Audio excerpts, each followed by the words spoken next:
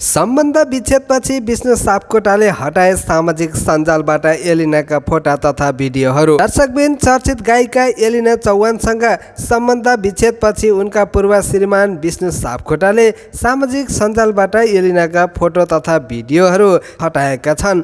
यता एलिनाले भने उनीहरूका फोटा तथा भिडियोहरू हटाएकी छैनन्। गायिका एलिना चौहान र अस्ट्रेलिया बस्ने बागलुङका विष्णु सापकोटा गत वैशाखमा विवाह बन्धनमा बाँधिएका थिए, तर उनीहरूले 10 महिनामै सम्बन्ध टुङ्गाएका छन्। विष्णु अहिले अस्ट्रेलिया बस्दै आएका छन् भने एलिना नेपालमै बस्दै आएकी छन्।